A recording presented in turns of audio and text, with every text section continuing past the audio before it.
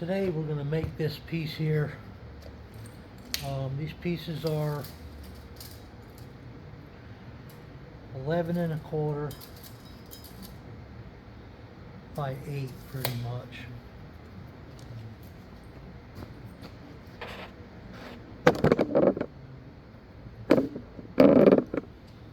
Usually what I'll do is I'll measure 11 1/4 here. I'll line it up on the blade there, and then I'll make a mark here so I can cut. I'm going to make 2 of them.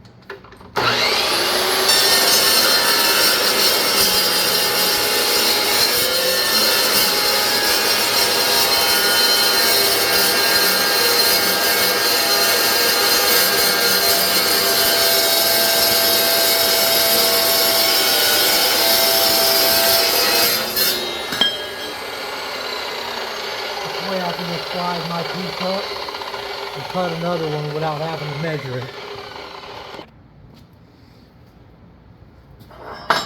Alright, these are a little bit longer and or the weld's in the way. So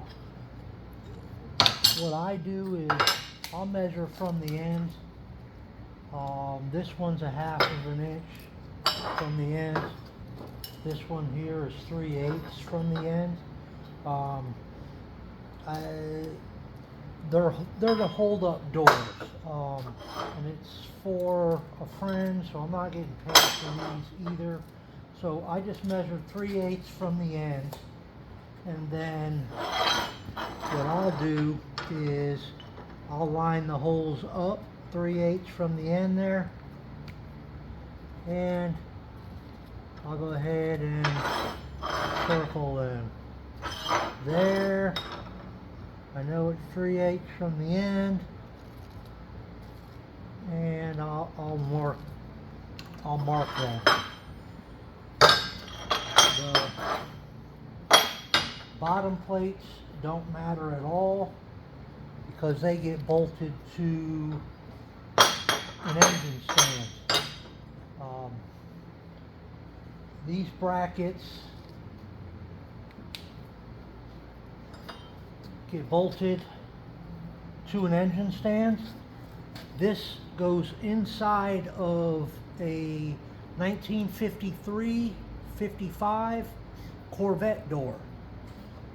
It's to hold the top and bottom one for the hinge brackets is what the holes are. And he wants to set up 2 doors, that way he can work on both doors at the same time. They're doing a restoration on it. So let's go punch some holes. Alright, before we go punch some holes, since it doesn't really matter, these hole locations can be close. I mean, they can be up to 1/8 of an inch off. There's that much play on all the holes. But we'll go ahead and we'll punch all these.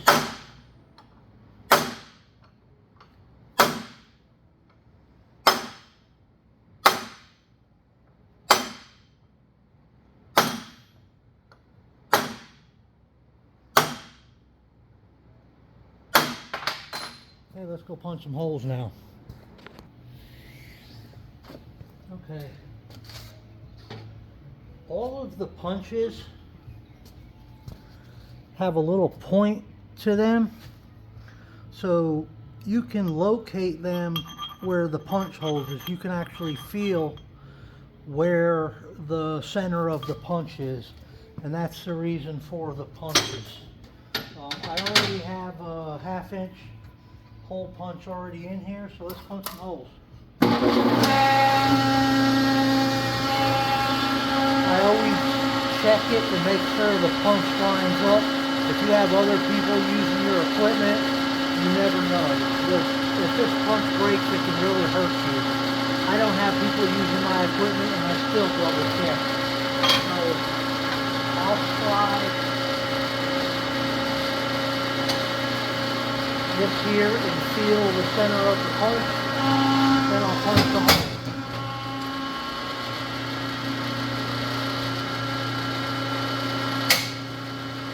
It's good to put oil on your punches also.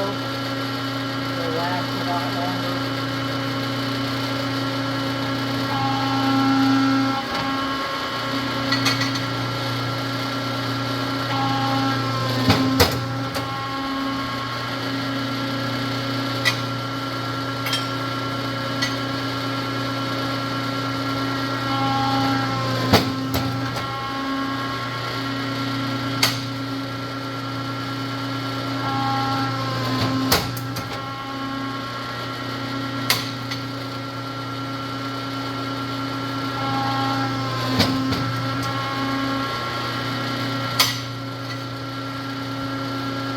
That's pretty much it.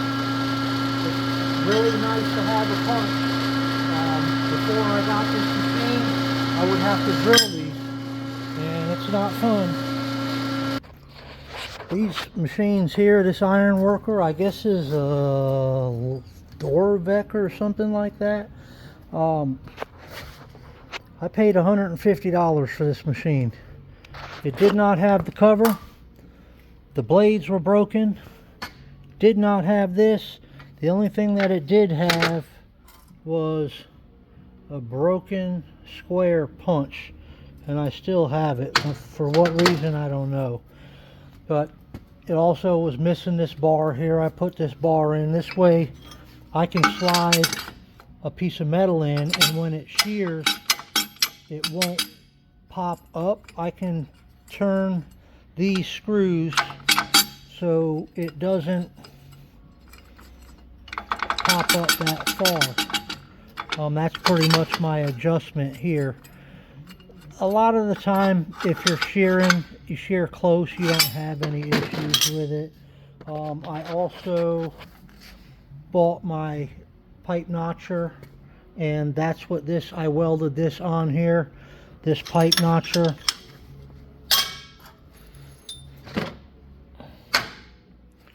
Sits right here, and I'm able to notch pipe for hand railing and stuff. So it's really good if you can find one of these machines online for cheap and do work on them, and you'll wind up with a really nice machine. Alright, I got them all centered up. These magnets are awesome. From mag switch, you can turn them on and off. They are really, really good. I tack one on each side, and then I normally weld them both out.